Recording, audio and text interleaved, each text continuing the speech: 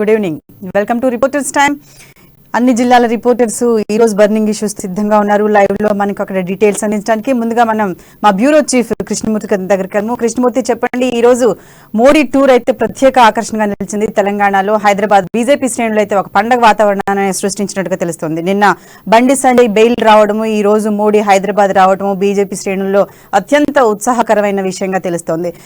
As usual గా ఏదైతే protocol ఉందో ఆ ప్రోటోకాల్ ప్రకారం కేసీఆర్ కు రేవంత్ రెడ్డి కూడా ఆ సభలో మాట్లాడడానికి కూర్చోవడానికి చైర్లు కూడా కేటాయించడం జరిగింది. వాళ్ళైతే అక్కడికి ఆ సభకు వచ్చిన దాఖలాలు కూడా లేవు. కనీసం గవర్నమెంట్ తరఫు నుంచి అయితే తులసి ఆయన వెళ్ళారు. సో ఈ రోజు ఓవరాల్ గా ఆ సభకు సంబంధించిన విషయాలు ఏంటి? Thank you Sirisha. ప్రధానమంత్రి నరేంద్ర మోదీ తెలంగాణ టూర్ సక్సెస్ అయిందని చెప్పొచ్చు. మొత్తంగా చూస్తుంటే దాదాపుగా 11,355 కోట్ల రూపాయల విలువ చేసే పలు అభివృద్ధి పనులకు ఈరోజు ప్రారంభోత్సవాలు శంకుస్థాపనలు చేసినటువంటి మోడీ భవిష్యత్తులోనూ తెలంగాణకు మరింత అభివృద్ధి చేస్తాము, తెలంగాణను అభివృద్ధి చేసే అదృష్టం తమను వరించడం తనకెంతో సంతోషంగా ఉంది అని చెప్పారు. రాబోయే కాలంలోనూ తెలంగాణకు మరిన్ని ఇస్తామని చెప్పారు. అదేవిధంగా మరిన్ని యూనివర్సిటీలు వీటికి సంబంధించినటువంటి హామీలను కూడా ప్రధానమంత్రి మోడీ ఈరోజు సభా వేదిక ద్వారా ప్రకటించారు. మొత్తంగా చూస్తుంటే నరేంద్ర మోడీ పర్యటనలో సీఎం కేఆర్ మరోసారి గైర్హాజరయ్యారు. వాస్తవానికి ప్రభుత్వ కార్యక్రమంగా ఈ బహిరంగ సభ జరిగింది, పేడగ్రాంలో జరిగినటువంటి బహిరంగ సభను.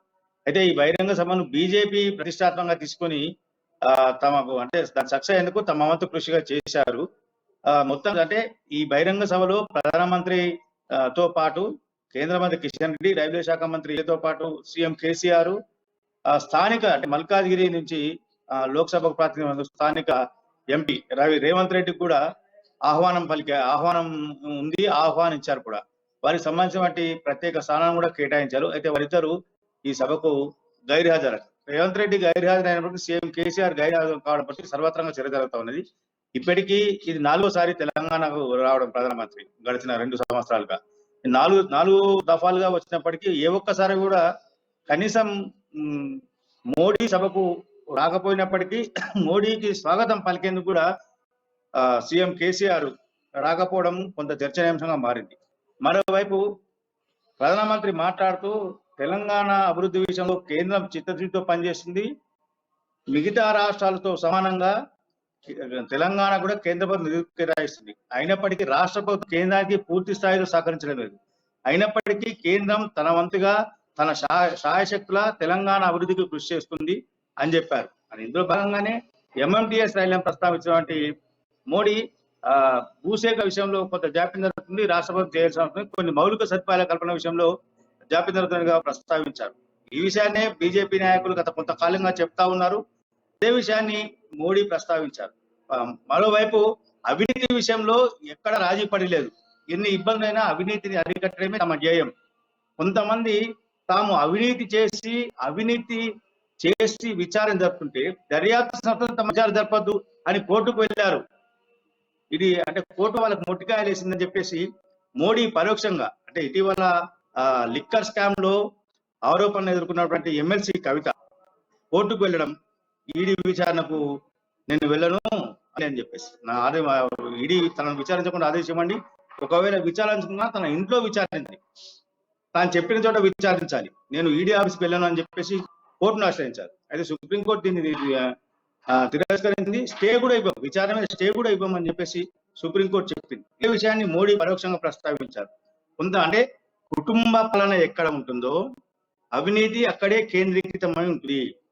గత 60 సంవత్సరాలుగా జరిగినటువంటి పనిలో కుటుంబమే పాలించింది కాబట్టి దేశంలో అవినీతి విచ్చలవిడిగా పెరిగిపోయింది.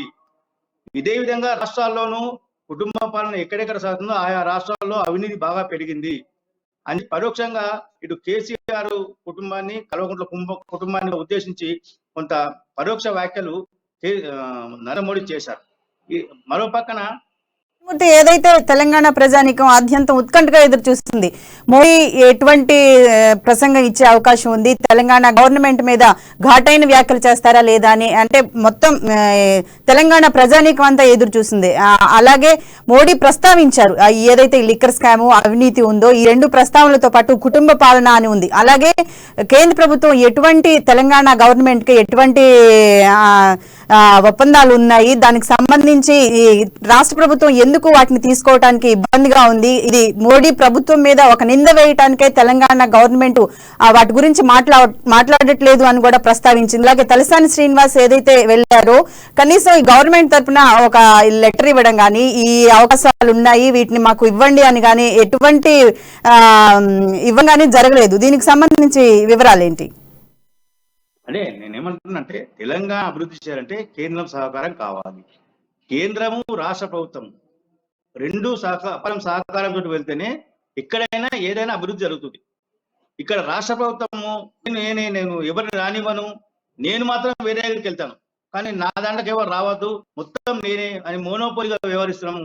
కొంచెం ఇబ్బందికరంగా మారింది. మీరు అన్నట్లుగా రాష్ట్రం ప్రభుత్వం తరఫున ప్రధానమంత్రికి స్వాగతం పలికేందుకు విమానాశ్రయానికి మంత్రి తలసాని శ్రీనివాస్ వెళ్ళారు.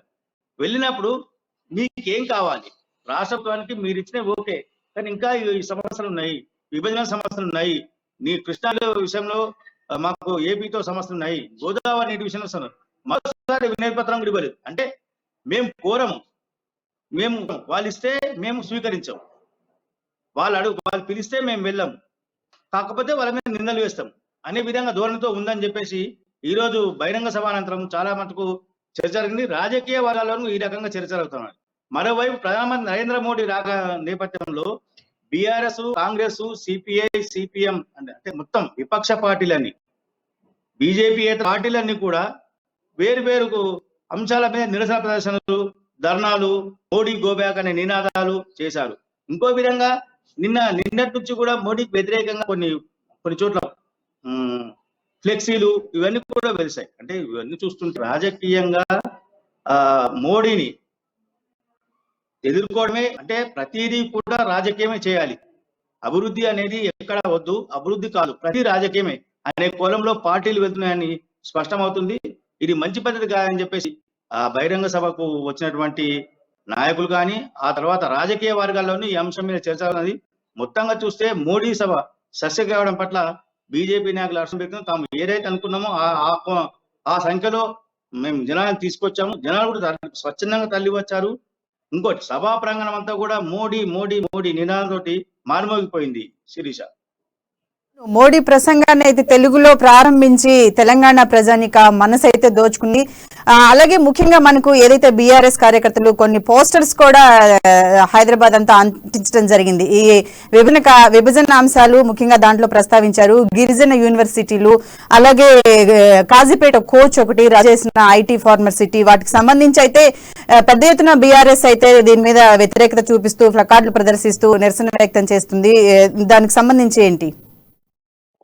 అంటే మేము అడిగాం, మీరు ఇస్తే మేము సరిపోదు అనే పద్ధతిలో రాష్ట్ర ప్రభుత్వం వ్యవహారం అనేది చర్చ జరుగుతుంది. గడిచిన అంటే ప్రధానమంత్రి మోడీ రాష్ట్ర పర్యటన ఖరారు అయినప్పటి నుంచి కూడా రాష్ట్ర ప్రభుత్వం మోడీకి వ్యతిరేకంగా పోస్టర్లు వేస్తుంది.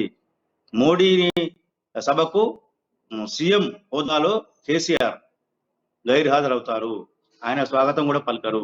కాకపోతే ఏదో ఒక కారణంతో ఏదో ఒక ఆరోపణ మీద నిరసన ప్రదర్శనలు, ధర్నాలు, రాసారోకాలు ఇదంతా తీసుకుంటారు అని ఎక్కడైతే ప్రచారం జరిగిందో దాన్ని యథావిధిగా కళ్ళకు కట్టినట్టుగా ఈరోజు విపక్ష పార్టీలు, కాంగ్రెస్ పార్టీ కానీ, సిపిఐ, సిపిఎం కానీ, బీఆర్ఎస్ కానీ, మిగతా పార్టీలు ఇవన్నీ కూడా చూపించాయి. అయినప్పటికీ ఎక్కడ నగరంలో మట్టుకు ఎక్కడ ఎలాంటి చిన్న సంఘటన జరగలేదు. పోలీసు యంత్రాంగం గడిచిన వారం రోజులుగా ఏదైతే మోడీ పర్యటన సక్సెస్ చేయాలని కృషి చేసిందో రేయింబవళ్ళు చాలా ప్రయత్నం చేశారు. ఇటు హనుమాను శోభాయాత్ర ఉన్నప్పటికీ, మిగతా కార్యక్రమాలు ఉన్నప్పటికీ చాలా పకడ్బందీ వ్యూహంతో కేంద్ర బలగాలతోటి, ఎస్పీజీ సిబ్బందితోటి సమన్వయం చేసుకుంటూ ఏదైతే చేశారో అది పూర్తి స్థాయిలో సక్సెస్ అయింది. ఇక్కడ ఏ చిన్న సంఘటన అపస్థితి జరగలేదు. మొత్తంగా చూస్తుంటే మోడీ పర్యటన కేవలం 2 గంటలు జరిగినప్పటికీ ఆ 2 గంటల పర్యటనలో కూడా ఒక సికింద్రాబాద్ వైపు తప్ప మిగతా ప్రాంతంలో రోడ్లన్నీ కూడా యథావిధిగా ఉన్నాయి. ఒక సికింద్రాబాద్ ప్రాంతంలో కొంతసేపు అంటే ఉదయం నుంచి మధ్యాహ్నం వరకు 2 గంటల వరకు, దాదాపుగా 2 గంటల వరకు అలాగే కృష్ణమూర్తి, బీజేపీ గవర్నమెంట్ కూడా తెలంగాణ ప్రభుత్వానికి కేంద్రం నుంచి ఎటువంటి నిధులు ఇస్తుంది అనే దాన్ని కూడా సభలో ప్రస్తావించడం జరిగింది మోడీ. ఏదైతే హలో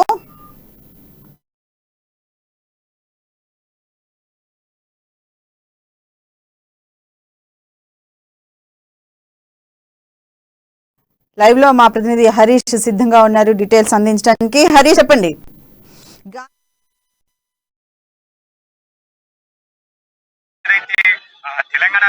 దీనికి పిసిసి ఎటువంటి అంశాలు దీంట్లో ప్రస్తావనకు వచ్చాయి? ఏదైతే తెలంగాణ రాష్ట్రంలో కాంగ్రెస్ పార్టీకి పూర్వవైపు తీసుకురావడానికి, అలాగే రానున్న ఎన్నికల్లో కాంగ్రెస్ పార్టీ గెలిపే దిశగా కూడా కాంగ్రెస్ పార్టీ అడుగులేస్తుందని చెప్పొచ్చు. ప్రధానంగా కాంగ్రెస్ పార్టీ చూస్తున్నట్టయితే గతంలో ఏదైతే రాహుల్ గాంధీ భారత్ జోడో యాత్ర కావచ్చు, దానికి అనుగుణంగా సాగుతున్న ఆర్సీ జోడో యాత్ర, టీపీసీసీ రేవంత్ రెడ్డి కావచ్చు, అలాగే సిఎల్పీ నేత బట్టి విక్రమార్క పాదయాత్ర ఒక పక్క నడుస్తున్నాయి. మరో పక్క అయితే ఏదైతే కాంగ్రెస్ పార్టీకి వ్యవహారాల ఇన్ఛార్జ్ గా మాణిక్రావు ఠాక్రే ఎప్పుడైతే వ్యవహారాల ఇన్ఛార్జ్ గా బాధ్యతలు చేపట్టారో, బాధ్యతలు చేపట్టినప్పటి నుంచి కూడా రాష్ట్రానికి వరుస పర్యటనలు చేస్తారు. ఇప్పటికే దాదాపు 4 సార్లు ఆయన రాష్ట్రం తెలంగాణలో పర్యటనలు చేపట్టారు. దాంట్లో అంటే కాంగ్రెస్ పార్టీలో ఏదైతే ముఖ్య నేతలు కావచ్చు, అలాగే మిగతా నేతలతో గతంలో ఉన్న అసంతృప్తులంతా వాళ్ళతో భేటీ అయిన పరిస్థితి ఉంది. అలాగే ఏదైతే కాంగ్రెస్ పార్టీని రాష్ట్రంలో బలోపేతం చేయడానికి, అలాగే గ్రామ స్థాయిని కూడా రాష్ట్ర స్థాయి వరకు కాంగ్రెస్ పార్టీకి బలమైన నాయకత్వాన్ని ఏర్పరిచేందుకు కూడా ఠాక్రే ఇక్కడ ముఖ్య నేతలకు భేటీ అయ్యి ఎప్పటికప్పుడు వాళ్ళను పర్యవేక్షిస్తున్న పరిస్థితి కనిపిస్తుంది. అలాగే నిన్న ఏదైతే తెలంగాణ పర్యటనలో భాగంగా నిన్న ఠాక్రే హైదరాబాద్ చేరుకున్నాడు. హైదరాబాద్ నిన్న ఏదైతే ఇఫ్తార్ విందులో చార్మినార్ దగ్గర నిర్వహించిన ఇఫ్తార్ విందులు పాల్గొనడం జరిగింది. అయితే ప్రధానంగా ఈ రోజు ఏదైతే కాంగ్రెస్ పార్టీ ఉపాధ్యక్షులు అలాగే ప్రధాన కార్యదర్శులు భేటీ అయ్యారు. ఇప్పుడు సోషల్ మీడియా కమిటీతో కూడా భేటీ అయ్యే పరిస్థితి కనిపిస్తుంది. ప్రధానంగా టీపీసీసీ నియమించిన కమిటీలో ప్రచార కమిటీ కావచ్చు, అలాగే సోషల్ మీడియా కమిటీ కావచ్చు, యూనివర్సిటీ కమిటీ కావచ్చు, వాళ్ళు కమిటీలను నియమించింది. ఈ కమిటీలో గ్రామ స్థాయి నుంచి కూడా రాష్ట్ర స్థాయి వరకు కూడా ఈ కమిటీలకు కొన్ని బాధ్యతలు ఇచ్చింది. ఆ బాధ్యతలను అందరూ తూచా తప్పకుండా పాటించాలి. ఏదైతే కాంగ్రెస్ పార్టీ తీసుకున్న సిద్ధాంతాలు కావచ్చు, కాంగ్రెస్ పార్టీ ఏదైతే ప్రజలకు చేయాలనుకున్న హామీలను కావచ్చు, గ్రామ స్థాయి వరకు చేరాలి. ఏదైతే బీఆర్ఎస్ ప్రభుత్వ వైఫల్యాలు కావచ్చు, అలాగే బీజేపీ కేంద్ర ప్రభుత్వ వైఫల్యాలకు ఏదైతే హామీల విస్మరణ అనేది కాంగ్రెస్ పార్టీ ప్రజాక్షేత్రంలో ఉంచాలి. ఎప్పుడు రానున్న ఎన్నికలకు ఇంకా 8 నెలల కాలమే ఉండగా దాన్ని ప్రతి ఒక్కరూ కీలకంగా వ్యవహరించాలి. అవి 8 నెలల కాలంలో కూడా కాంగ్రెస్ పార్టీ ఏ విధమైన కార్యక్రమాలు చేయాలి, కార్యక్రమాలను ఏ విధంగా అమలు చేయాలి, ఇప్పటి వరకు నియోజకవర్గాలు చేపడుతున్న కార్యక్రమాలకి కాంగ్రెస్ పార్టీకి గతంలో ఉన్న వైభవం ఏంటి, కాంగ్రెస్ పార్టీ ఇప్పుడున్న జిల్లాలో ఉన్న పార్టీకి క్యాడర్ ఎంత అనే దానిపైన కూడా పూర్తి స్థాయిలో కూడా ఆయన నేతలతో భేటీ అయి కూడా సమీక్ష చేస్తున్న పరిస్థితి కనిపిస్తుంది. అంటే గతంలో ఇప్పటికే 4 సార్లు పర్యటన చేపట్టారు. పర్యటన భాగంగా కూడా ఏదైతే కమిటీలు కావచ్చు, అలాగే ముఖ్య నేతలు కావచ్చు, టీపీసీసీలో ఏర్పడ్డ అసమ్మతులు కావచ్చు, అన్ని రూపుమాపుకుంటూ కాంగ్రెస్ పార్టీని ఒక గాడిలో పెట్టే విధంగా కూడా మాణిక్రావు ఠాక్రే వ్యవహరిస్తున్నారని చెప్పవచ్చు. ప్రధానంగా ఈ రోజు జరిగిన చర్చలో ఈ రోజు అయితే గాంధీ భవన్ వేదిక కూడా ఈ రోజు నిన్న వచ్చిన ఠాక్రే రేపు ఎల్లుండి వరకు కూడా హైదరాబాద్ లో ఉండను. ప్రధానంగా కాంగ్రెస్ పార్టీ బలమైన క్యాడర్ ఏర్పరచడమే కాకుండా కూడా ఏదైతే బీఆర్ఎస్ పార్టీ అనుసరిస్తున్న ప్రభుత్వ ప్రజా వ్యతిరేక విధానాలు, అలాగే ఏదైతే బీఆర్ఎస్ పార్టీ ఎన్నికల ముందు ఇచ్చిన హామీలను ఏ విధంగా విస్తరించింది, ఆ హామీల లిస్ట్ ను కూడా తయారు చేసి షార్ట్ షీట్ రూపంలో కూడా ప్రజాక్షేత్రంలో ఉంచాలి.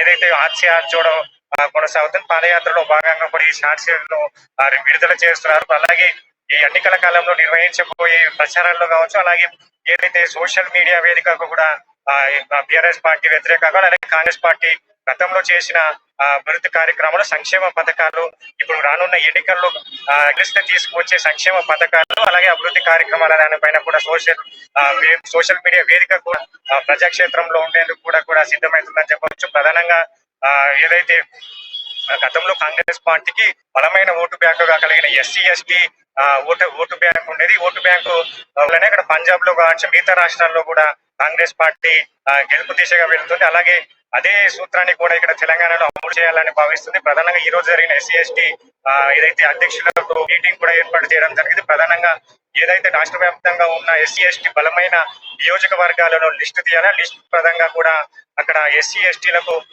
ఏ విధమైన ప్రభుత్వం అవకాశాలు కల్పించింది, వాళ్ళకు ఏ విధమైన ఇప్పటి వరకు దళిత బంధు కావచ్చు, గిరిజన బంధు కావచ్చు, ఇలాంటి ప్రభుత్వము ప్రత్యేకంగా ఎస్సీ ఎస్టీ కులాలకు ఇచ్చిన పథకాలు అమలు అయ్యాయి, ఎంతవరకు అమలైన దానిపైన కూడా నివేదిక తయారు చేసి నివేదికగానే కాంగ్రెస్ పార్టీకి అంటే ఎస్సీ ఎస్టీ ఓటు బ్యాంక్ కూడా బలంగా ఇప్పుడు టిఆర్ఎస్ పార్టీ వ్యతిరేకంగా మరలింది. అది దాన్ని బేస్ చేసుకుంటూ కాంగ్రెస్ పార్టీ ఏదైతే ఎస్సీ ఎస్టీ నియోజకవర్గాల పైన కూడా ఫోకస్ చేస్తున్నట్టుగా తెలుస్తుంది. ప్రధానంగా మనం చూడొచ్చు, గతంలో కూడా కాంగ్రెస్ బీఆర్ఎస్ పార్టీ దళిత హరీష్, అలాగే అంటే ఈ రోజు కార్యదర్శులు ఉపాధ్యక్షుల సమావేశం ఏదైతే జరిగిందో దాంట్లో మాణిక్రావు ఠాక్రే రేవంత్ రెడ్డికి వీళ్ళు ఈ నదీం అలాగే చౌదరి అనే వీళ్ళు ఏమైనా సమస్యలు వాళ్ళకి సంబంధించి ఏమైనా సమస్యలు ఉన్నట్టుగా ఏమైనా తెలియజేశారా ఆ సమావేశంలో? అలాగే ఈ అంతర్గత కుమ్లాట్ల విషయం అయితే కాంగ్రెస్ కి పెద్ద ఎత్తున తలనొప్పి కార్యక్రమంగానే ఉంటుంది. వీటికి సంబంధించి ఈ సీట్లను బుజ్జగించే కార్యక్రమం కానీ సీనియర్లను కలుపుకొని ఈ నియోజకవర్గాల్లో పర్యటించే వీటికి సంబంధించి ఏమైనా ప్రస్తావనకు వచ్చాయా? ప్రధానంగా కాంగ్రెస్ పార్టీలో ఎప్పుడైతే అసమ్మతి ఎప్పుడైతే కోమటిరెడ్డి విషయంలో కూడా కావచ్చు, తాజాగా కోమటిరెడ్డి విషయంలో కూడా ఒక వార్త వైరల్ అయింది. ఇలాంటి కూడా మాణిక్రావు ఠాక్రే కూడా వ్యూహాత్మకంగా వ్యవహరిస్తున్నారు. దానికి ప్రత్యేకంగా వాళ్ళను 1-to-1 గా భేటీ అయ్యి అసమ్మతి కూడా వాళ్ళు తెలుసుకొని వాళ్ళని సతుమనిగే కార్యక్రమాలు కూడా నిర్వహిస్తున్నారు. దాంట్లో భాగంగానే ఈ రోజు నిర్వహించే కమిటీలో అంటే ప్రధానంగా ఎన్డీఏ గా కూడా కాంగ్రెస్ పార్టీ ప్రజాక్షేత్రంలో వెళ్ళాలనుకుంటుంది. అందరూ కలికట్టుగా ఉండాలి, అందరూ ఒకే తాటిపై ఉండాలి. ఏదైనా అంతర్గత సమస్యలు ఉంటే మన అంతర్గత మీటింగ్ లో చర్చించుకోవాలి కానీ మీడియా ముఖంగా కానీ ప్రజాక్షేత్రంలోకి వెళ్ళొద్దంటూ వెళితే కూడా ఏదైతే క్రమశిక్షణ చర్యలు తీసుకుంటామని చెప్పేసి కూడా ఇప్పటికే వెల్లడించిన కనిపిస్తున్నాయి. ప్రధానంగా ఏదైతే ఈ రోజు జరిగిన భేటీలో అయితే ఈ ఎస్సీ ఎస్టీ నియోజకవర్గాలకు సంబంధించిన ఎన్నికల ఓటు బ్యాంకు, అలాగే ప్రధానంగా ఏదైతే కాంగ్రెస్ పార్టీ ఇప్పటికే రైతాంగ సమస్యలు అలాగే నిరుద్యోగ సమస్యలు ఇలా పలు సమస్యల పైన కూడా ఓడు భూముల విషయాల పైన కూడా ఏదైతే ప్రజాక్షేత్రంలో వెళ్తుంది పోరాటాలు చేసి ఉద్యమాలు ఇస్తున్నది. ఇలాంటి మరికొన్ని కార్యక్రమాలు తీసుకొని ప్రజాక్షేత్రంలో ఉండాలి. మనం అంటే వచ్చే ఏదైతే 8 నెలల కాలంలో వ్యూహాత్మకంగా నిలుస్తూ ఏదైతే బీఆర్ఎస్ పార్టీకి వ్యతిరేకంగా పోరాటాలు, బీఆర్ఎస్ పార్టీకి పైన ఘన విజయం సాధించాలనే లక్ష్యం కూడా కాంగ్రెస్ పార్టీ ముందుకెళ్తున్నట్టుగా తెలుస్తుంది. ప్రధానంగా చూస్తే ఇప్పటికే పాదయాత్రలు చేస్తున్నారు. అలాగే ఏదైతే రైతాంగ సమస్యలు కావచ్చు, పోడు భూముల సమస్యలు కావచ్చు, గిరిజన సమస్యలు కావచ్చు, ఏదైతే బీఆర్ఎస్ ప్రభుత్వం అక్కడ ఏదో ప్రజలకు ఇచ్చిన హామీలు కావచ్చు, ఏదైతే పథకాలు అమలు చేసిన పథకాలు కావచ్చు, ఎంతవరకు అవి సక్సెస్ అయినాయి, ఎంతవరకు దాన్ని లబ్ధి పొందుతూ డబుల్ బెడ్రూమ్ విషయంలో కూడా ఇలాంటి వైఫల్యాలనే అన్ని నివేదిక తీసుకొని ఖచ్చితమైన ఆధారాలతో కూడా ప్రజాక్షేత్రంలోకి వెళ్ళి కొట్లాడే విధంగా కూడా కాంగ్రెస్ పార్టీ సమాయత్తమవుతున్నట్టుగా తెలుస్తుంది. Thank you Harish. నెక్స్ట్ మనం నల్గొండ వెళ్దాం. నల్గొండలో మా ప్రతినిధి కిరణ్ లైవ్ లో డీటెయిల్స్ అందించడానికి సిద్ధంగా ఉన్నారు. కిరణ్, చెప్పండి, ఈ రోజు సికింద్రాబాద్ తిరుపతి వందే భారత్ ట్రైన్ అయితే ప్రధాని ప్రారంభించారు. వందే భారత్ ట్రైన్ లో నల్గొండలో స్వాగతం పలికినట్టుగా మనకి ఈ రోజు న్యూస్ లో ప్రధాన అంశంగా ఉంది. దీనికి సంబంధించి వివరాలు ఏంటి? ఈ రోజు ఏదైతే నల్గొండ జిల్లా కేంద్రానికి చేరుకున్నటువంటి వందే భారత్ ట్రైన్ కు ఘనంగా స్వాగతం పలికారు ప్రజలు. ప్రధానమంత్రి మోడీ జాతికి అంకితం చేసిన తర్వాత సికింద్రాబాద్ నుంచి మొదటగా నల్గొండ జిల్లాకి చేరుకుంది. దీంతో భారీ ఎత్తున బీజేపీ శ్రేణులతో పాటు ప్రజలు స్వచ్ఛందంగా తరలి వచ్చి స్వాగతం పలకడం జరిగింది.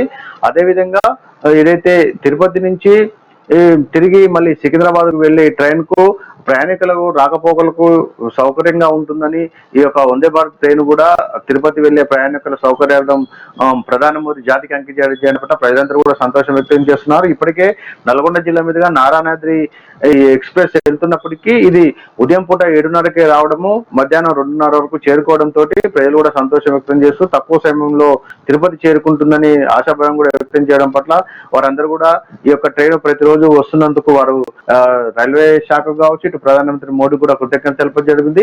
అదేవిధంగా ఇక్కడికి వచ్చినటువంటి బీజేపీ నాయకులు కూడా స్వాగతం పలుకుతూ అయితే ఈ రోజు ఏదైతే ప్రధానమంత్రి నరేంద్ర మోడీ ఏదైతే జాతికి అంకితం చేసినో ఈ కార్యక్రమంలో ముఖ్యమంత్రి కేసీఆర్ పాల్గొనకపోవడం పట్ల వారు తీవ్రంగా మండిపడడం జరిగింది. ఒకవైపు దేశాన్ని అభివృద్ధి వైపు పయనిస్తూ తెలంగాణకు వివిధ పథకాలతో పాటు లక్షలాది కోట్ల రూపాయల సంక్షేమ పథకాలు తీసుకొచ్చినటువంటి ప్రధాని మోడీ పర్యటనలో ముఖ్యమంత్రి కేసీఆర్ పాల్గొనకపోవడం సిగ్గుచేటని, ఇప్పటికైనా ముఖ్యమంత్రి కేసీఆర్ కళ్ళు తెరిచి ప్రధాని మోడీ చేసిన అభివృద్ధిని చూసి ఇప్పటికైనా కళ్ళు తెరవాలని కూడా వారు ఘాటుగా హెచ్చరించడం జరిగింది. గత కొద్ది రోజులుగా ఏదైతే తెలంగాణలో పర్యటించినటువంటి ప్రధాని మోడీ పర్యటనకు పలు దఫాలుగా ఇప్పటికే ముఖ్యమంత్రి కేసీఆర్ హాజరు కాకపోవడం పట్ల ఇప్పటికే ప్రజలతో పాటు తీవ్ర వ్యతిరేకత వ్యక్తమవుతుంది. మరోమారు ఈ రోజు వందే భారత్ రైలుతో పాటు సికింద్రాబాద్ రైల్వే స్టేషన్ ఆధునీకరణ, అదేవిధంగా బీబీనగర్ ఎయిమ్స్ ఇవన్నీ దాదాపు 11,000 లక్షల కోట్లతో అభివృద్ధి చెందుతున్నటువంటి యొక్క పథకాలకు ప్రధానమంత్రి వచ్చినప్పటికీ ముఖ్యమంత్రి స్థానికంగా ఉంటూ ప్రధానమంత్రి సభకు రాకపోవడం పట్ల వారైతే తీవ్ర ఆగ్రహం వ్యక్తం చేస్తున్నారు. ప్రధానమంత్రి మోడీ ప్రజల్లో ఉన్నారని, రానున్న రోజుల్లో డబుల్ ఇంజన్ సర్కారే రానున్న రోజుల్లో తెలంగాణలో వస్తుందని వారైతే ఆశ వ్యక్తం చేశారు. మొత్తానికి ఈ రోజు వందే భారత్ రైలుకు ఇటు ప్రజలు ఇటు రాజకీయ నాయకులు స్వాగతం పలుకుతుందో పాటు నల్గొండ మీదుగా తిరుపతికి వెళ్లిన పట్ల కిరణ్, సికింద్రాబాద్ రైల్వే స్టేషన్ ఆధునీకరణ కోసం దాదాపు 7 కోట్లు కేటాయించినట్టుగా కూడా తెలుస్తుంది. అలాగే ఈ వందే భారత్ ట్రైన్ కి సంబంధించి వివరాలు ఏమైనా ఉంటే చెప్పండి. ఎంతో ప్రతిష్టాత్మకంగా సికింద్రాబాద్ రైల్వే స్టేషన్ కు వేలాది కోట్ల రూపాయలు కేటాయించి మరికొద్ది రోజుల్లోనే పూర్తి స్థాయిలో ఆధునీకరణ చేసేందుకు ఈ రోజు ప్రధానమంత్రి శంకుస్థాపన కూడా చేయడం జరిగింది. అదేవిధంగా ఇప్పటికే వందే భారత్ రైలు తెలంగాణ మీదుగా తిరుపతి చేరుకుంటుంది. మరో మార్గంలో అంటే సికింద్రాబాద్, నల్గొండ, ఇట్లు గుంటూరు, రేపల్లె, తెనాలి మీదుగా నెల్లూరు మీదుగా తిరుపతి చేరుకుంటుంది. ఇప్పటికే రెండు వందే భారత్ రైళ్లు తెలంగాణ ఇటు ఆంధ్రాను కలుపుతూ తిరుపతి చేరుకుంటున్నాయి.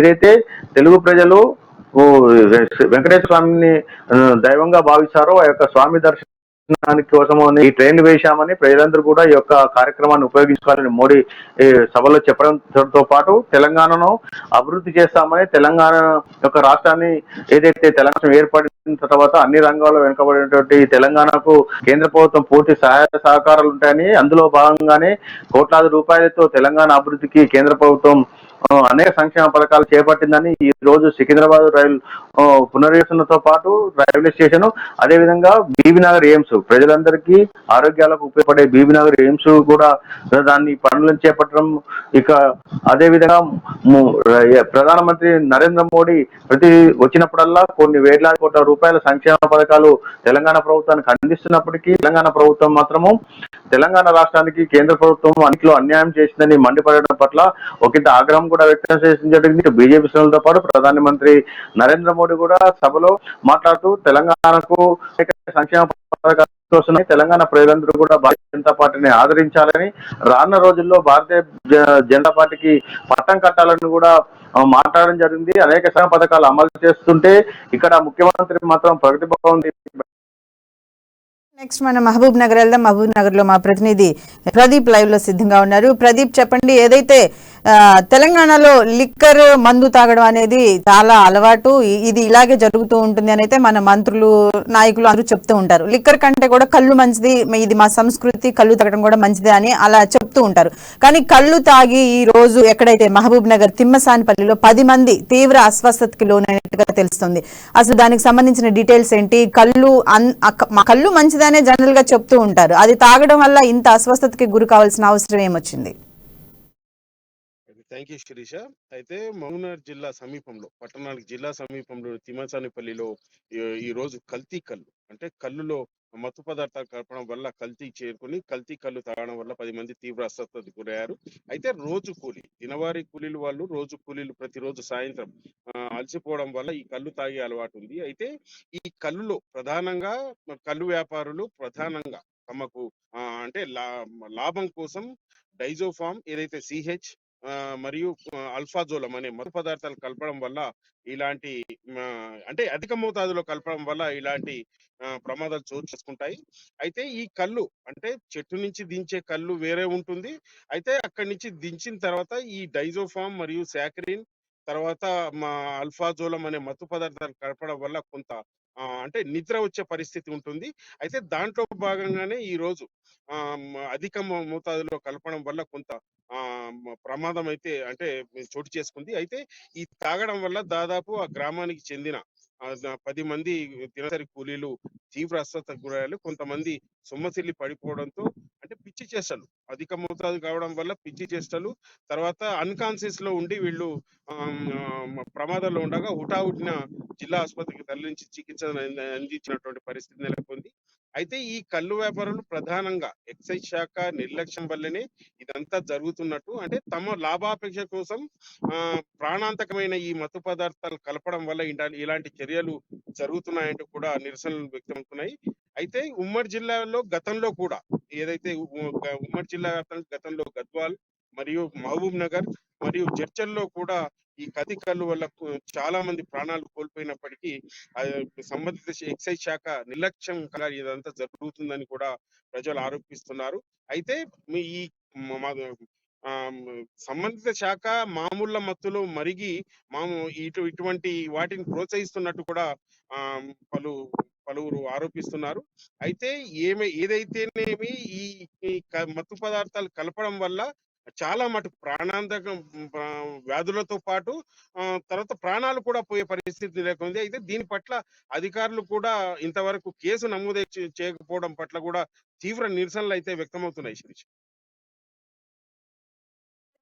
మనం చూసుకున్నట్టయితే అంటే ఈ మత్తు పదార్థాలు ఎక్కువగా కలిపి కళ్ళుని విక్రయించే పరిస్థితుల్లో అక్కడ సంబంధిత అధికారులు దానికి ఏమైనా ఇంత మోతాదులోనే కలపాలి అని ఏమైనా చెప్పే అవకాశం ఉందంటారు? అంటే ఎండాకాలం వస్తుంది కాబట్టి జనం చాలా మంది రిలాక్స్ గా ఉండి ఆ వేడి చేస్తే కళ్ళు తాగితే మంచిదనే ఆ ఉద్దేశంలో ఎక్కువ కళ్ళు దుకాణాలకు వెళ్ళి ఆ కళ్ళు తాగుతూ ఉంటారు. అంటే కళ్ళు తక్కువగా సప్లై అవుతున్న నేపథ్యంలోనే ఈ మత్తు పదార్థాలు కలిపిన కళ్ళు జనాలకు ఇవ్వటం వల్ల ఈ విధంగా ప్రాణాంతకమైన సందర్భాల్లో ఉన్నప్పుడు అధికారులను మనం ఏ విధంగా ఈ కళ్ళు దుకాణాలను కట్టడి చేసే అవకాశం ఉందంటారు?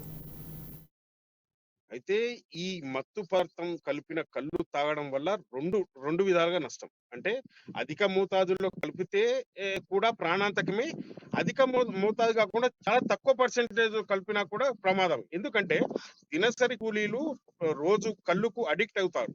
అంటే ఈ కళ్ళుకు అడిక్ట్ అవడం వల్ల ఈ మత్తు పదార్థం అధికంగా కలపడం వల్ల నిద్ర వస్తుంది. ఈ నిద్రలో నిద్రలోకి జారుకోవడం వల్ల తీవ్ర ప్రమాదాలు ఉంటాయి. దాని నేపథ్యంలోనే కొంతమంది ఏం చేస్తుంటారంటే ఈ కళ్ళు లో మత్తు పదార్థం చాలా తక్కువ పర్సెంటేజ్ కలుపుతుంటారు. అంటే కలపడం వల్ల ఈ కళ్ళు మత్తు పదార్థం కలిపిన కళ్ళు అలవాటు పడి కొన్ని పిచ్చి చేష్టలు చేస్తుంటారు. అయితే గతంలో కూడా ఉమ్మడి జిల్లాలో ఇటువంటి సంఘటనలు చోటు చేసుకున్నాయి. అయితే ఏదైతే తెలంగాణ ప్రభుత్వం గతంలో ఈ మందు కళ్ళను కొన్ని రోజుల వరకు బ్యాన్ చేయడంతో అక్కడ అంటే ఉమ్మడి జిల్లా వ్యాప్తంగానే కాకుండా తెలంగాణలో కూడా చాలా మటుకు ఆసుపత్రుల్లో పిచ్చి చేష్టలతో చేరిన సందర్భాలు కూడా మనం చూసాము శిరీష. అయితే ఈ నేపథ్యంలోనే ఈ మత్తు పదార్థాలు అధిక మోతాదులో కలపడం వల్ల నిన్న ఈ సంఘటన చోటు చేసుకుంది. అయితే సంబంధిత ఎక్సైజ్ శాఖ కూడా కొంత నిర్లక్ష్యం వహించడం వల్ల కూడా ఇటువంటి సంఘటన చోటు చేసుకున్నాయని కూడా ప్రజలు ఆరోపిస్తున్నారు. అయితే పలు సందర్భాల్లో కూడా ఎక్సైజ్ శాఖ అంటే చూసి చూడనట్టుగా నామమాత్రంగా ఇటువంటి సంఘటన జరిగినప్పుడు అప్పుడు స్పందించడం, తర్వాత నిర్లక్ష్యంగా వదిలేయడంతో ఇలాంటి ప్రమాదాలు తరచుగా చోటు చేసుకుంటున్నాయి శీర్ష. అయితే దీని మీద అటు ప్రభుత్వం గాని ఇటు సంబంధిత శాఖ గాని చట్టపరమైన చర్యలు అయితే చేపట్టాల్సిన అవసరం ఉంది. అయితే ఇప్పుడు ఇటువంటి ప్రమాదాలు జరిగే అవకాశం ఉంది కాబట్టి ఇప్పటికైనా సంబంధిత అధికారులు కళ్ళు తెచ్చి కొంతమేర కట్టడి చేస్తే ఇటువంటి ప్రమాదాలు జరగకుండా కూడా ఉంటాయని కూడా కొంతమంది ప్రజలు సూచిస్తున్నారు. నెక్స్ట్ మనం కరీంనగర్ వెళ్దాం. కరీంనగర్ లో మా ప్రతినిధి శ్రీకాంత్ లైవ్ లో సిద్ధంగా ఉన్నారు. శ్రీకాంత్, చెప్పండి, ఏదైతే మోడీ పర్యటన హైదరాబాద్ లో జరుగుతున్న సందర్భంలో విపక్షాలు అయితే నిరసన కార్యక్రమాలు చేపట్టాయి. ముఖ్యంగా సింగరేణి బొగ్గు గనుల గురించి, ఇంకా అలాగే కాంగ్రెస్ పార్టీ అయితే విభజన కార్యక్రమాలు, ఎందుకు విభజన జరిగిన తర్వాత తెలంగాణకు రావాల్సిన నిధులు, వాటి గురించి అయితే ఎక్కువగా నిరసన కార్యక్రమాలు చేపట్టింది. దీనికి సంబంధించి డీటెయిల్స్ ఏంటి? అలాగే శ్రీకాంత్, ప్రధాని మోడీ పర్యటన సందర్భంగా అయితే రాష్ట్రంలో నెక్స్ట్ మనం గోవింద్ దగ్గరికి వెళ్దాం. ఖమ్మం మా ప్రతినిధి గోవింద్ లైవ్ లో సిద్ధంగా ఉన్నారు. గోవింద్ చెప్పండి, ఈరోజు పొంగులేటి శ్రీనివాసరెడ్డి బీఆర్ఎస్ వర్సెస్ పొంగులేటి శ్రీనివాసరెడ్డి అన్నట్టుగా అయితే ఖమ్మం పరిస్థితి అయితే ఉంది. అంటే ఎప్పుడు ఏ కార్యక్రమం మొదలుపెట్టినా పొంగులేటి శ్రీనివాసరెడ్డి పార్టీకి వ్యతిరేకంగా ఉండటం, నినాదాలు చేయడం, అక్కడ సమీకరణలు చేయటం, జన సమీకరించడం అయితే జరుగుతూ ఉంది. అలాగే మొన్న పంట నష్టం కోసం సీఎం కేసీఆర్ ఖమ్మం జిల్లా పర్యటన నేపథ్యంలో వచ్చి ఎకరానికి 10,000 ఏదైతే చెప్పేళ్ళారు రైతులకి, ప్రతి రైతుకి ఎకరానికి 10,000 చొప్పున నష్టపరిహారం ఇస్తాము అని చెప్పడం జరిగింది. పొంగులేటి శ్రీనివాసరెడ్డి ఈ రోజు మీటింగ్ పెట్టి అంటే జన సమీకరణలు చేసి మండలాల వైజ్ గా సీఎం కేసీఆర్ వచ్చారు వెళ్లారు, కానీ మీకు సంబంధించి ఇంతవరకు నష్టపరిహారం అయితే అందివ్వలేదు అని ఘాటైన వ్యాఖ్యలు చేస్తూ దాన్ని ఎక్కువగా ప్రజల్లోకి తీసుకెళ్లే ప్రయత్నం చేస్తున్నారు. డీటెయిల్స్ ఏంటి? Thank you Sirisha.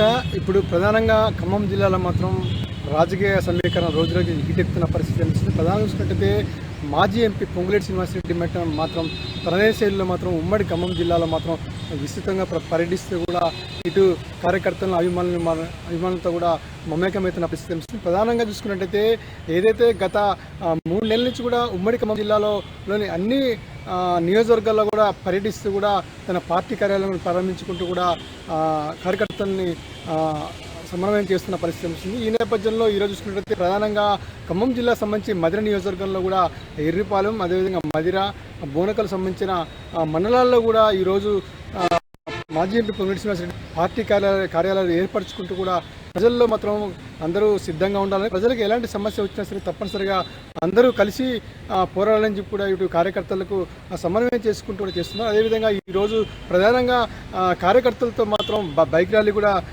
నియోజకవర్గాల్లో అదేవిధంగా మండలాల్లో కూడా భారీ ఎత్తున కూడా ఈ బైక్ ర్యాలీ చేసి కూడా ఇటు కార్యకర్తలు అదేవిధంగా మండల ప్రజలను కూడా కొంచెం మమేకమైతే కూడా కొంచెం ఉత్సాహాన్ని నింపిన పరిస్థితి కనిపిస్తుంది. ప్రధానంగా చూసుకున్నట్టయితే ఏదైతే ముఖ్యమంత్రి కేసీఆర్ గడిచిన 8 నెలల్లో కూడా ఎలాంటి ప్రజలకి ఎలాంటి రైతు బంధు కానీ అదేవిధంగా కళ్యాణ లక్ష్మి కానీ ఇలా అనేక పథకాలపై కూడా పూర్తిగా ఏమీ చేయలేని చెప్పి కూడా విమర్శించారు. అదేవిధంగా మొన్న ఏదైతే అకాల వర్షానికి నష్టపోయిన రైతుల్ని ముఖ్యమంత్రి కేసీఆర్ ఆదుకోవడానికి వచ్చి కూడా మొక్కజొన్న రైతులు ప్రధానంగా 10,000 రూపాయలు ఇస్తా అని చెప్పిపోయారు. ఇంతవరకు రైతులకు ఇవ్వడనేది కూడా ఘాటు వ్యాఖ్యలు చేశారు. ఏదైతే రాష్ట్ర ముఖ్యమంత్రి మాత్రం ఇలా ప్రజల్ని మభ్యపెడుతూ కూడా అందరినీ మోసపూరిత వాగ్దానాలు చేస్తున్నారని చెప్పి కూడా ఆయన పొంగులేటి శ్రీనివాసరెడ్డి మాత్రం ఘాటు వ్యాఖ్యలు చేస్తారు. ఈ నేపథ్యంలో మాత్రం కొంచెం మండలాల్లో కానీ అదేవిధంగా జిల్లా వ్యాప్తంగా కూడా కొంచెం ప్రజల్లో మాత్రం కొంచెం ఉత్కటలు నెలకొన్న పరిస్థితి వస్తుంది. రాబోయే రోజుల్లో మనం తప్పనిసరిగా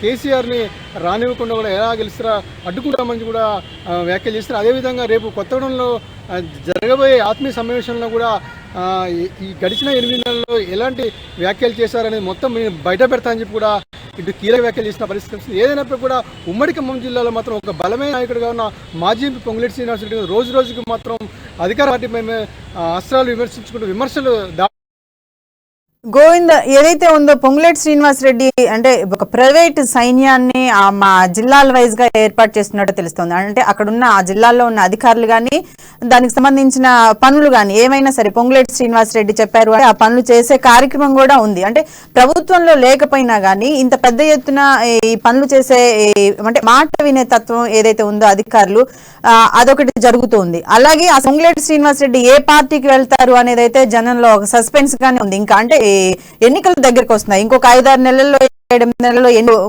ముందుకు వస్తున్నా గానీ ఎందులోకి వెళ్తారు అనేది అయితే ఇంతవరకు ఒక క్లారిటీ అయితే ప్రజలకి లేదు. కానీ ప్రతి మండలానికి వెళ్తున్నారు, ప్రతి జిల్లాకు వెళ్తున్నారు, ప్రతి గ్రామానికి వెళ్తున్నారు, జన సమీకరణలు చేస్తున్నారు, ఆత్మీయ సమ్మేళనాలు ఏర్పాటు చేస్తున్నారు.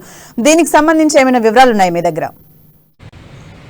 శిరీష, మొత్తానికైతే గత కొన్ని నెలల నుంచి కూడా విస్తృతంగా ఉమ్మడి జిల్లా వ్యాప్తంగా కూడా అనేక నియోజకవర్గాలు పర్యటిస్తున్న పరిస్థితి కనిపిస్తుంది. ఈ నేపథ్యంలో మాత్రం అధికార పార్టీపై తన ధిక్కారాన్ని చూపించుకుంటూ ప్రజల్లో ఉన్న సమస్యపై పోరాడుతున్నారు. తన కార్యకర్తల అభిమానులు కూడా ప్రజలకు ఎప్పుడు ఎల్లవేళలా సహకరించాలని, ఎలాంటి సమస్య వచ్చినా సరే తప్పనిసరిగా మీరు తూచా తప్పకుండా వాళ్ళకి పనులు చేయాలని చెప్పి కూడా ఒకవైపు ఆదేశించుకుంటూ కూడా మరోవైపు మాత్రం అధికార పార్టీపై విరుచుకుపోతున్న పరిస్థితి కనిపిస్తుంది. గత కొన్ని నెలల నుంచి కూడా దాదాపు ఇప్పుడు ఉమ్మడి ఖమ్మం జిల్లాలోని 10 నియోజకవర్గాల్లో దాదాపు 8 నియోజకవర్గాలకు పూర్తిగా ఆత్మీయ సమావేశాలు ఏర్పాటు చేశారు.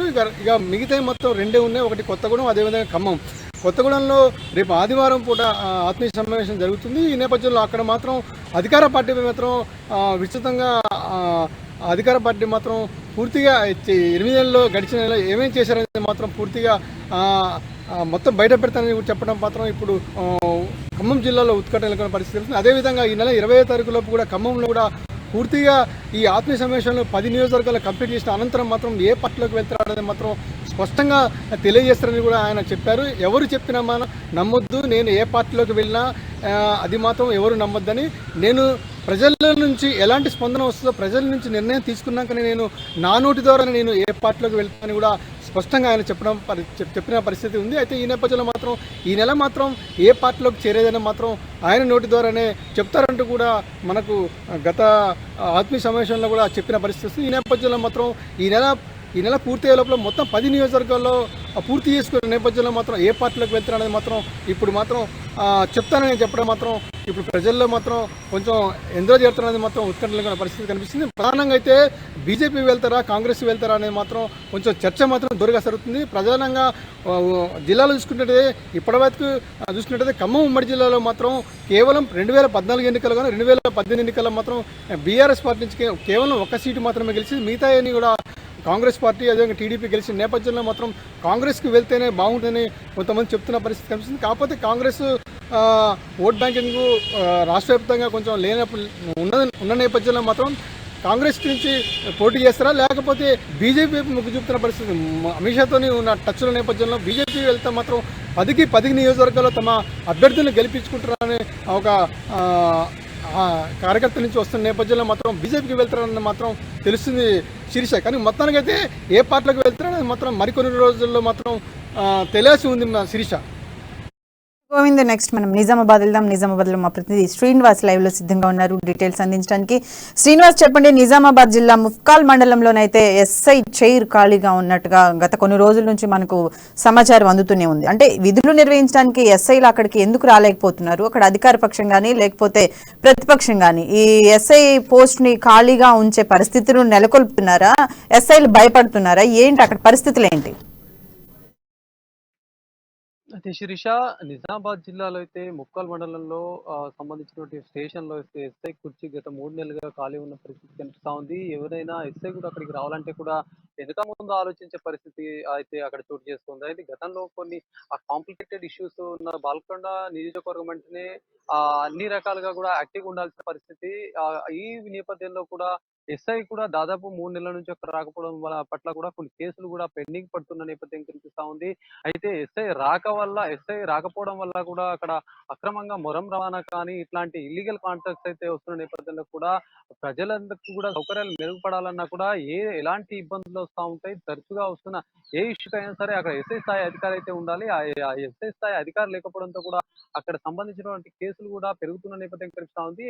అభివృద్ధి పథంలో నడిపేయాలంటే కూడా ఖచ్చితంగా ప్రతి ఒక్క మండలానికి అయితే ఒక ఎస్ఐ ఉంటాడు. ఎస్ఐ సంబంధించిన కేసును అయితే పరిష్కరించే నేపథ్యంలో అయితే ఆ ప్రజలకు సహకరిస్తూ ఉంటాడు. ఈ నేపథ్యంలో కూడా అక్కడ ఎస్ఐ లేకపోవడం కొద్దిగా గందరగోళానికి దారితీస్తుంది. చాలా సిచ్యువేషన్స్ లో కూడా గతంలో కూడా కొన్ని గంజాయి కేసులు లాంటివి కూడా అక్కడ ఉన్న నేపథ్యంలో కూడా అంటే ఇక్కడ ఇతర రవాణాతో పాటు ఇక్కడ సంబంధించిన మొరం సంబంధించినటువంటి ఇట్లాంటి చెలరేగిపోతున్న పరిస్థితి ఉంటుంది. ఎస్ఐ అయితే ఖచ్చితంగా ఉంటేనే ఇలాంటి అన్నిటి కూడా చెక్ పెడతారని కూడా అక్కడ స్థానికులు అయితే చర్చించుకుంటున్న పరిస్థితి కనిపిస్తా ఉంది. అంటే ఎటువంటి గొడవలు జరుగుతూ ఉంటాయి? అంటే ఎస్ఐని నిరోధించే అంత అక్కడ పనులు ఏముంటాయి? అంటే అంత నిరోధించలేనంతగా గవర్నమెంట్ ఉందంటారా? అయితే ముఖ్యంగా చూసుకున్నట్టయితే ఎస్ఐ ఉంటే అక్కడ స్టేషన్ కి అయితే తొందరగా ఏదైనా ఒక కేసు వచ్చిందంటే ఎస్ఐ అయితే దాన్ని దర్యాప్తు చేసి ఆ కేసుని సాల్వ్ చేసే ఆ క్రమంలో అయితే ఉంటుంది. ఇలాంటి ఉన్న నేపథ్యంలో కూడా ఎస్ఐలు దాదాపుగా కూడా ఈమెలో అయితే ఈ డిస్టెన్స్ ఉన్న వాతావరణం కనిపిస్తా ఉంది.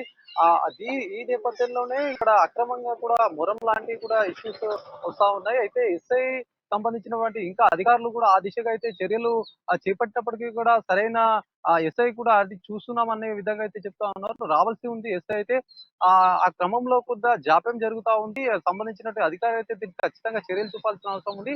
భీమ్గల్ సంబంధించిన బాల్కొండ నియోజకవర్గంలో అయితే అభివృద్ధి పనుల పేరిట కానివ్వండి, ఇక్కడ సంబంధించినటువంటి ఇసుక కానీ ఇట్లాంటి ఎంత ఉంటుంది దాని పరంగా దాంతో పాటు కూడా ఇంకొన్ని సంబంధించినటువంటి పనులకు సంబంధించి అయితే మొరం తీసుకెళ్తా ఉంటారు. అయితే ఇది కూడా ఇది మొత్తానికి ఓవరాల్ గా ఎస్ఐ లేకపోవడంతో కూడా ఆ సంబంధించిన ముప్కాల్ మండలం అయితే కూడా ఇబ్బంది పడుతున్న పరిస్థితి కనిపిస్తా ఉంది.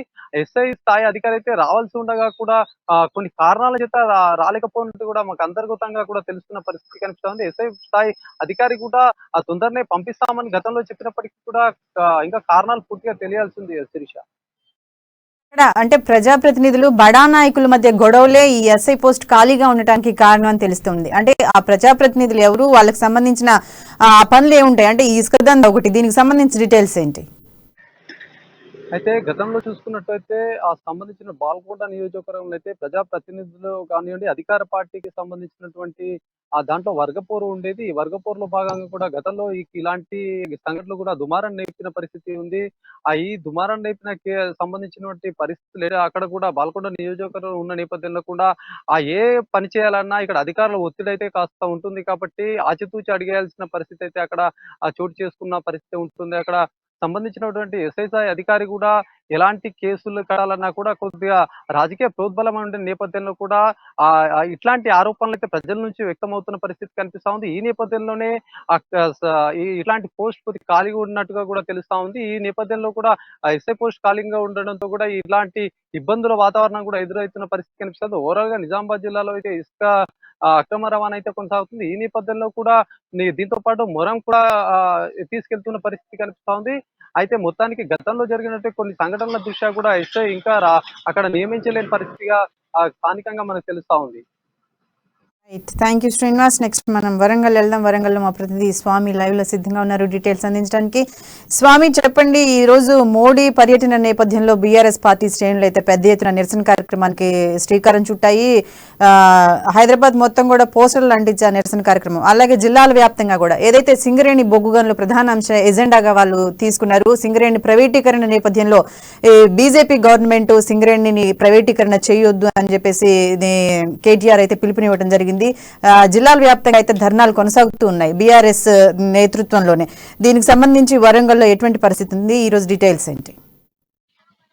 Good evening Sheersha. మొత్తానికి చూసుకుంటే భూపాలపల్లిలోని సింగరేణి సంపద కూడా అక్కడ విలజిల్లుతా ఉన్న నేపథ్యం కనపడతా ఉంది. కానీ సింగరేణిని ప్రైవేట్ పరం చేసేందుకు కేంద్రం కుట్ర చేస్తుందని చెప్పి కూడా ఇలా బీఆర్ఎస్ అధినేత కేటీఆర్ పిలుపు మేరకు మొత్తము బీఆర్ఎస్ మంత్రులు, ఎమ్మెల్సీలు, ఎమ్మెల్యేలు, జడ్పీటీసీలు వీళ్ళంతా కలిసి కూడా అక్కడ సింగరేణి జయశంకర్ భూపాలపల్లి జిల్లాకి వెళ్ళి సింగరేణి గనుల వద్ద కూడా ప్లే కార్డులు చేతబట్టి సింగరేణి ప్రభుత్వ ప్రైవేట్ పరం చేయకూడదు, ప్రైవేట్ పరం చేస్తే మాత్రం ఊపుకునేది లేదు, సింగరేణి కూడా తెలంగాణలో కూడా పెట్టుబడి లాభాలతో నడుస్తా ఉన్నది, ఇదంతా కేంద్రం చేస్తున్న కుట్ర అని చెప్పి కూడా అంటున్న పరిస్థితి కనపడతా ఉంది. సింగరేణి మాత్రం ప్రైవేట్ పరం చేస్తే మాత్రం బీఆర్ఎస్ ఆధ్వర్యంలో కూడా భారీ ఎత్తున ఆందోళన చేపడతాము. అట్లాగే కేంద్రంలో కూడా బీజేపీ ప్రభుత్వాన్ని కూడా గద్దె దింపేందుకు కూడా బీఆర్ఎస్ నేతలు కూడా ఉంటారని చెప్పి కూడా అంటున్న పరిస్థితి ఉన్నది. కానీ మొత్తానికి చూసుకుంటే కూడా కేంద్రంలోని కూడా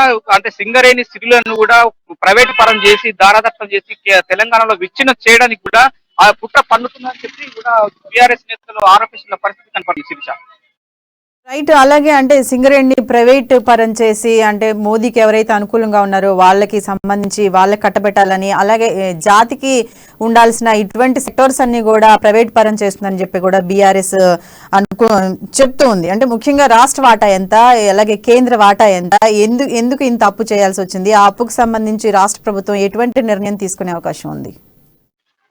మోడీ ప్రభుత్వం తన బంధువులు కావచ్చు, తన సన్నిహితులు కావచ్చు, అదాని అంబానీ లాంటి బడా పెట్టుబడిదారులకు కూడా దారదత్తం చేసేందుకు కూడా వీళ్ళు కుట్ర చేస్తున్నారని చెప్పి కూడా బీఆర్ఎస్ తెలంగాణ రాష్ట్ర ప్రభుత్వం ఆరోపిస్తున్నది. సింగరేణి అంటే గోదావరి కని కావచ్చు, భూపాలపల్లి ఏరియా కావచ్చు, కొత్తగూడెం ఖమ్మం జిల్లా కొత్తగూడెంలో కావచ్చు, ఈ సింగరేణి గనులన్నీ కూడా అంటే దారదత్తం చేయడానికి, అంటే ప్రైవేట్ పరం చేయడానికి, తెలంగాణలో విచ్ఛిన్నం చేయడానికి కుట్ర చేస్తుందని చెప్పి కూడా మంత్రులు ఆరోపిస్తున్న నేపథ్యం కనపడుతోంది. కానీ బయ్యారం ఉక్కు ఫ్యాక్టరీ ఇంతవరకు నిర్మించలేదు, కాజీపేట కోచ్ ఫ్యాక్టరీ ఇంతవరకు నిర్మించలేదు, ములుగు జిల్లాలోని గిరిజన యూనివర్సిటీ కూడా కేంద్ర ప్రభుత్వం నిర్వహించలేదు, అంటే నిధులు కేటాయించలేదు. కానీ తెలంగాణ ప్రభుత్వానికి వ్యతిరేకంగా కానీ మొత్తానికి అంటే గ్రామీణ ఉపాధి పథకాన్ని కూడా నిర్వీర్యం చేసి విధానికి కుట్ర పన్నుతున్నది. అందులో భాగంగానే సింగరేణి స్థితులన్నీ కూడా అంటే దారత్వం చేయడానికి కూడా, దొంగిలించడానికి అంటే దారత్వం చేయడానికి కూడా కేంద్రం కుట్ర చేస్తున్నదని కూడా ఇవాళ ప్లే కార్డు చేతబట్టి ధర్నా చేసిన పరిస్థితి కనపడుతుంది. Right, thank you Swami. Next మనం కరీంనగర్ వెళ్దాం. కరీంనగర్లో మా ప్రతినిధి శ్రీకాంత్ లైవ్ లో సిద్ధంగా ఉన్నారు డీటెయిల్స్ అందించడానికి.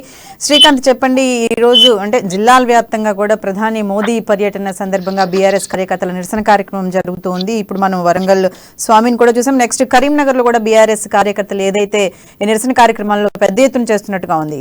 ఈ సింగరేణి ముందే ఎజెండాగా ఉంది. కేటీఆర్ పెద్ద ఎత్తున పిలుపునిచ్చారు. ఈ ప్లకార్డులు చేతిపట్టి ఎక్కడికక్కడ బీఆర్ఎస్ శ్రేణులు అయితే బీజేపీని గో బ్యాక్ మోడీ అనే నినాదాలతో ఎక్కువగా జిల్లాల వ్యాప్తంగా దీన్ని ప్రధాన అంశంగా చేస్తున్నట్టుగా ఉంది.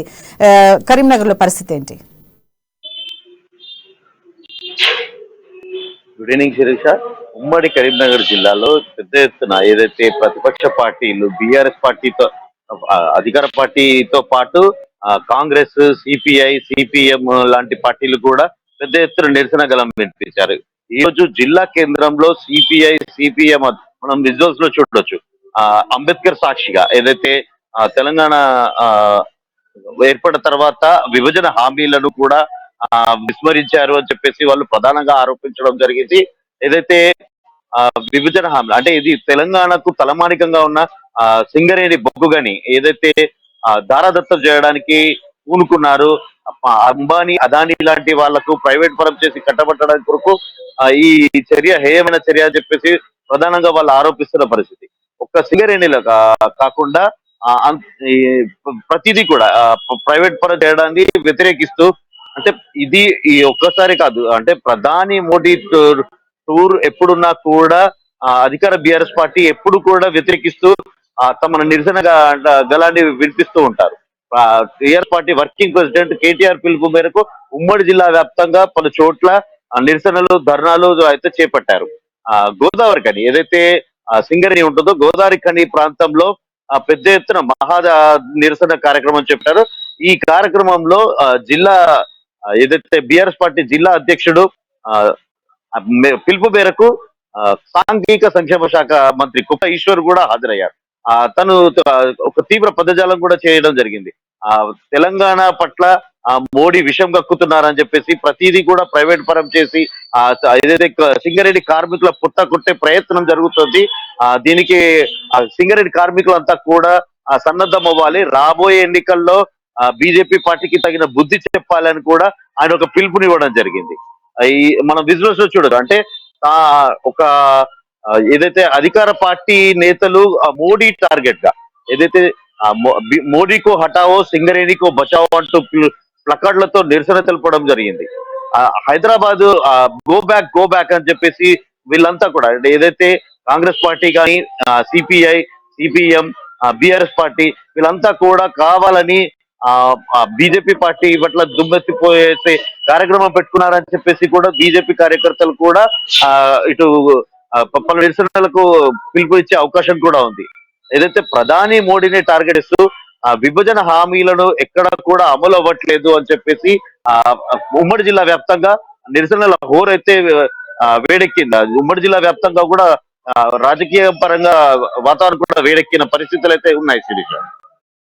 రైట్, అలాగే ఈ రోజు ప్రధాని కూడా ఘాటైన వ్యాఖ్యలే చేశారు. సభలో కుటుంబ పాలన, లిక్కర్ స్కామ్ అని ఇండైరెక్ట్ గా కేసీఆర్ కుటుంబ సభ్యులను కూడా ఘాటైన వ్యాఖ్యలతో విమర్శించడం జరిగింది. ఈ ప్రైవేటీకరణను బీజేపీ ప్రోత్సహించట్లేదు, మేము చెప్పాము అది ప్రైవేటీకరణ కాదు అని కొంతమంది నాయకులు అయితే చెప్తూ ఉన్నారు బీజేపీ తరఫున. కానీ బీఆర్ఎస్ మాత్రం ఖచ్చితంగా ఇది ప్రైవేట్ పరం చేస్తారు అన్నట్టుగానే అది ఎక్కువగా దాన్ని పాపగండా చేసి జనంలోకి తీసుకెళ్లే ప్రయత్నం చేస్తుంది. వివరాలేంటి? మోదీ చేసిన వ్యాఖ్యలు అంటే ఇండైరెక్ట్ గా ఒక ముఖ్యమంత్రి కేసీఆర్ గారితో ఒక వార్నింగ్ ఇచ్చారని కూడా చెప్పొచ్చు. నిన్న బండి సంజయ్ బెయిల్ నుంచి విడుదలైన అనంతరం మోడీ, అమిత్ షా తో పాటు నడ్డా, స్మృతి ఇరానీ లాంటి వాళ్ళు కూడా ఫోన్ చేసి తనతో పర్సనల్ గా మాట్లాడి గో హెడ్ మీకు మేము ఏదైతే తెలంగాణలో చాప కింద నీరులాగా విస్తరిస్తుంది బీజేపీ పార్టీ, రోజు రోజుకి పొలిటికల్ గా బలంగా చెందుతుంది. అయితే ఇలాంటి క్రమంలో బీజేపీకి అడ్డుకట్ట వేయాలనే ఆలోచనతో అధికార బీఆర్ఎస్ పార్టీ అడ్డుకట్ట వేయాలనే ఉద్దేశంగా కావాలనే దురుద్దేశపూర్వకంగా పొలిటికల్ మైలేజ్ ఏదైతే బీజేపీ రోజు రోజు బలం పెరుగుతుందో దానికి అడ్డుకట్ట వేయాలైతే చేస్తున్నారు. ప్రతి అంశంలో కూడా విభేదిస్తున్నారు. 10వ తరగతి పేపర్ లీకేజ్ వ్యవహారంలో కూడా అసలు ఏది 9:30 గంటల ప్రాంతంలో పేపర్ లీక్ ఏదైతే పరీక్ష జరుగుతుందో 11:30 గంటలకు బండి సంజయ్ ఫోన్ కి పేపర్ రావడం అనేది జరిగింది. దీంట్లో ఎలాంటి ఇన్వాల్వ్ లేకుండానే బీజేపీ రాష్ట్ర అధ్యక్షుడు బండి సంజయ్ ని కావాలని ఇన్వాల్వ్ చేసి A1 గా ప్రధాన నిందితునిగా చూపెట్టే ప్రయత్నం అయితే చేశారు. అయితే ఇలాంటి ఏదైతే బీజేపీకి మైలేజ్ పెరగకుండా ఉండడం కొరకు అధికార బీఆర్ఎస్ పార్టీ కొన్ని చలాకీ అవి మొత్తం చేస్తున్నట్టు మనం చెప్పుకోవచ్చు Sirisha. Right, thank you Srikanth. Next మనం నిజామాబాద్ వెళ్దాం. నిజామాబాద్ లో మా ప్రతినిధి శ్రీనివాస్ లైవ్ లో సిద్ధంగా ఉన్నారు డీటెయిల్స్ అందించడానికి. ఈ రోజు నిజామాబాద్ లో ప్రధానంగా మనకి వచ్చే అంశం ఏంటంటే నిజామాబాద్ జిల్లా భీమ్గల్ మండలం భీమ్గల్లో ఇసుక అక్రమ రవాణా అయితే ఏదైతే ఉందో, ఈ రోజు నిన్న గుడ్ ఫ్రైడే అవటం వల్ల ఇసుక అక్రమంగా అంటే ఎంఆర్ఓ ఆఫీసులు అధికారంగా ఉండే ఏ ఆఫీసులైనా క్లోజింగ్ గా ఉండడం వల్ల ఇది ఆ ఒక్క రోజుని ఇసుక పూర్తిగా ఇసుక దందా వ్యాపారులు అయితే వినియోగించుకున్నట్టుగా తెలుస్తోంది. ఇసుకని యథేచ్ఛగా ట్రాక్టర్లతోటి లారీతో కుప్పలు తెప్పలుగా రాత్రి వరకు నడిపించిన సంఘటనలు అంటే స్థానికులు కొంతమంది ఎంఆర్ఓకి విఆర్ఓకి ఫిర్యాదు చేయడం వల్ల ఆ ఇసుక దందాలు కొంతవరకు ఒక టైం వరకు స్టాప్ చేయించే కార్యక్రమం కూడా జరిగింది. దీనికి సంబంధించి డీటెయిల్స్ ఏంటి? శిరీష, నిజామాబాద్ జిల్లా వ్యాప్తంగా కూడా ఎక్కడ కూడా ఏ కుంటలు వాగులు అన్ని కూడా వదలకుండా అయితే ఇప్పుడు ఇసుక బకాసులు చెలరేగిపోతున్న పరిస్థితి కనిపిస్తా ఉంది. అయితే తాజాగా చూసుకున్నటువంటి ఒక ఏదైతే నిజామాబాద్ జిల్లా భీమ్గల్ మండలంలోని బడా భీమ్గల్ లో అయితే సంబంధించినటువంటి గ్రామస్తులకు అయితే నిన్న శుక్రవారం ఉండడంతో కూడా అంటే ప్రైవేట్ పరంగా కూడా ప్రభుత్వంగా హాలీ ఇచ్చిన నేపథ్యంలో కూడా ఉదయాన్నే 5 గంటల నుంచి అయితే అక్కడ ఉన్నటువంటి కప్పల వాగులో అయితే ఇసుక తీసుకునే పరిస్థితి అయితే ఏర్పడింది. అయితే దీనికి సంబంధించినటువంటి ఒక ప్రజా ప్రతినిధి కూడా తనకు సంబంధించినటువంటి కొన్ని ట్రాక్టర్లను రోడ్డుకు సంబంధించిన పనులకు అని చెప్పేసి తీసుకెళ్లిన నేపథ్యం అయితే తెలుస్తా ఉంది.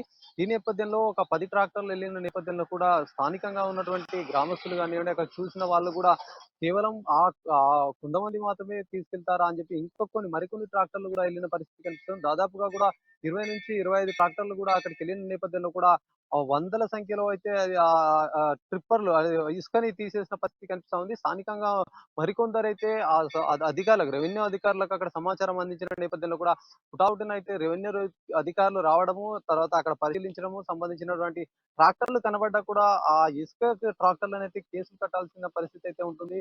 కానీ అక్కడనే దాన్ని అక్కడ ఉన్నటువంటి ట్రాక్టర్లలో ఇసుకను అయితే తీసేసి వీటిని నంబర్లు నోట్ చేసుకుని పంపించిన పరిస్థితి ఉంది. దీనిపైన అయితే స్థానికంగా ఉన్నటువంటి గ్రామస్తులు ఆగ్రహం వ్యక్తం చేస్తున్న పరిస్థితి కనిపిస్తా ఉంది.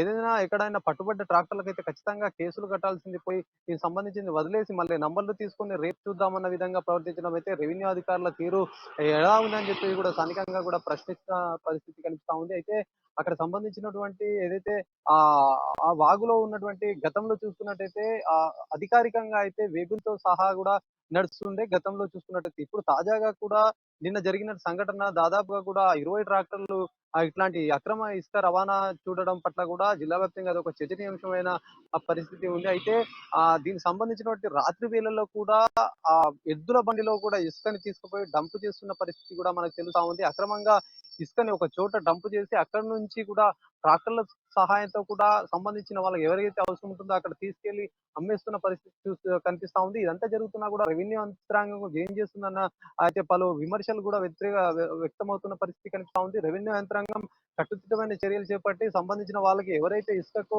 అక్రమంగా రవాణా చేస్తారో వారిపైన చర్యలు తీసుకుంటే ఇట్లాంటి పునరావృతం కాకుండా ఉంటాయి. దీన్ని దృష్టిలో పెట్టుకొని కూడా రెవెన్యూ యంత్రాంగం ఇలాంటి చర్యలు తీసుకోవడం గమనార్హంగా మనం చెప్పుకోవచ్చు శిరీష. అంటే గత కొన్ని రోజులుగా మనం నిజామాబాద్ ఇసుక దందా గురించి అయితే ప్రత్యేకంగా చెప్తూనే ఉన్నాం. అంటే ఎందుకు ఇంతవరకు అధికారులు ఎటువంటి చర్యలు తీసుకోలేకపోతున్నారు? అధికారులు ఏమన్నా కుమ్మక్కయ్యే అవకాశం ఉందంటారా? అక్కడ అంటే ఎవరో ఒకళ్ళు వచ్చి ఈ సమస్య ఉంది అని ఎవరైనా కంప్లైంట్ చేస్తే తప్ప అక్కడ ఎంఆర్ఓ స్పందించే పరిస్థితి అయితే కనిపించడం లేదు.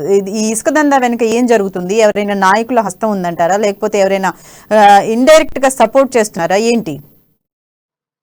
అయితే కేవలం నిజామాబాద్ కాకుండా అక్కడ ఇసుక గురించి చెప్పుకున్నట్టయితే ఉమ్మడి నిజామాబాద్ జిల్లాలో కూడా ఇసుక సంబంధించినటువంటి రవాణా ఎవరు చేశారో వ్యాపారస్తులు కానివ్వండి, ఇక్కడ బకాసురులు కూడా చెలరేగిపోతున్న పరిస్థితి కనిపిస్తా ఉంది. గతంలో మనం చాలా సందర్భాల్లో కూడా ఇక్కడ కామారెడ్డి జరుగుతున్న తంతు కానీ ఇక్కడ నిజామాబాద్ లో జరుగుతున్న తంతుని కూడా ఎప్పటికప్పుడు దాదాపుగా మనం ఇప్పటికీ 4-5 సార్లు కూడా ఇలాంటి సిచ్యువేషన్ లో అక్కడక్కడ జరుగుతున్న సందర్భంలో మనకి అక్కడ ఏదో రెవెన్యూ యంత్రాంగం దాన్ని కేసులు కట్టడం ఇలాంటివి కూడా జరుగుతున్న నేపథ్యంలో కూడా మనం అనేక రకాలుగా కూడా చాలా రోజులుగా ఇట్లాంటి తెలియజేసే ప్రయత్నం అయితే చేస్తున్నప్పటికీ కూడా అధికార యంత్రాంగం ఏదైతే రెవెన్యూ యంత్రాంగం ఉందో ఇది నిర్లక్ష్య వైఖరిగా మనం చెప్పుకోవచ్చు. జిల్లాలో దాదాపుగా కూడా చాలా రోజుల నుంచి కూడా కొన్ని అభివృద్ధి పథకాల పేరుతో కూడా వెళ్తున్నప్పటికీ కూడా చాలా కూడా అక్రమ ఇసుక రవాణా అయితే ఎక్కువగా జోరందుకున్నట్టుగా కూడా తెలుస్తా ఉంది. దీనిపైన రెవెన్యూ యంత్రాంగం ఖచ్చితంగా చర్యలు తీసుకోవాలి. ఇలాంటి చర్యలు కూడా సరైన వల్ల కూడా ఇవి ఒకరిని చూసి ఇంకొకరు ఆ క్రమం పెరిగే అయితే కనిపిస్తా ఉంది. ఇది స్థానికంగా ఉన్నటువంటి నాయకులు కానివ్వండి, ప్రజాప్రతినిధులు కూడా అక్కడ కూడా సపోర్ట్ చేయడంతో కూడా ఇవి ఇంకా కూడా ఇసుక మాఫియా కూడా రెచ్చిపోతున్న పరిస్థితి కనిపిస్తా ఉంది. అయితే ఎక్కడ ఉన్నటువంటి నాయకులు ఏదైతే చొరవ తీసుకొని కూడా ఇట్లాంటి చర్యలకు కూడా ఇట్లాంటి చర్యలు జరగకుండా కూడా వాళ్ళు చూడాల్సింది పోయి ఇక్కడ ప్రజాప్రతినిధులు సైతం వీళ్ళకి సపోర్ట్ గా ఉండడంతో కూడా ఇట్లాంటి మళ్ళీ జరిగే అవకాశాలు అయితే కనిపిస్తా ఉన్నాయి. దీనికి రెవెన్యూ యంత్రాంగం అయితే పూర్తిగా అడ్డుకట్ట వేయాల్సిన పరిస్థితి ఉన్నప్పటికీ కూడా రెవెన్యూ యంత్రాంగం నిర్లక్ష్యం వల్లనే ఇది జరుగుతున్నట్టు కూడా ప్రజలు చర్చించుకున్న పరిస్థితి కనిపిస్తా ఉంది. ఇక్కడ సంబంధించినటువంటి భీమ్గల్ సంబంధించిన మండలంలోని ఒక గ్రామంలో అయితే కేవలం అక్కడ అధికారికంగా అంటే ఏదో టెండర్లు వేయడము, గ్రామస్తులే టెండర్లు వేయడము, ఆ టెండర్ల నుంచి రాత్రి కూడా అక్రమ ఇసుక రవాణా కూడా జరుగుతున్న కూడా ఇక్కడ ఉన్నటువంటి రెవెన్యూ సిబ్బంది కూడా ఏం చేస్తున్నారని కూడా విమర్శలు తలెత్తుతున్నాయి. అయితే టెండర్ అయితే ప్రక్రియ అంటే గ్రామ కమిటీ ఆధ్వర్యంలో కూడా టెండర్ నిర్వహించడము, ఇది రాత్రికి రాత్రి కూడా ఇసుక డంపులు చేసుకొని వివిధ గ్రామాలకు కానివ్వండి సిటీకి తరలించిన పరిస్థితి ఉన్నప్పటికీ కూడా ఇక్కడ రెవెన్యూ యంత్రాంగం పూర్తిగా విఫలమైనట్టుగా తెలుస్తా ఉంది. పోలీసులకు నిన్న జరిగిన ఏదైతే ఘటన ఉందో దానికి సంబంధించినటువంటి ట్రాక్టర్లను పట్టుకున్నా కూడా అప్పటికప్పుడే కూడా ఏదన్నా దీనిపైన కేసులు కానీ ఇట్లాంటి కఠిన నిర్ణయం కూడా ఇట్లాంటి తీసుకుంటే గానీ ఇవి రిపీట్ కాకుండా ఉండే పరిస్థితి ఉంటుంది. గతంలో చూసుకున్నట్లయితే ఈ జిల్లాలో ఎక్కడ చూసినా కూడా వాగులు వంకలు కానీ ఇక్కడ నదులు సైతం వదలని పరిస్థితి ఉంది. కొన్ని అధికారికంగా జరుగుతున్నప్పటికీ కూడా చాలా మట్టుకు కూడా అనధికారికంగా నడుస్తా ఉన్నాయి. దీనికి రాజకీయ నేతలు కూడా స్థానికంగా ఉన్నటువంటి ప్రజాప్రతినిధులు కానివ్వండి, నాయకులు కానీ వాళ్ళకు సపోర్ట్ చేయడంతో ఇదంతా జరుగుతున్నట్టుగా కూడా మనకు ప్రజల నుంచి అయితే ఇలాంటి వ్యక్తమవుతున్న పరిస్థితి కనిపిస్తుంది. Sirisha, thank you Srinivas. ఇది వాళ్ళ రిపోర్టర్స్ టైం. చూస్తూనే ఉండండి అమ్మా న్యూస్, నిజం కోసం జనం కోసం.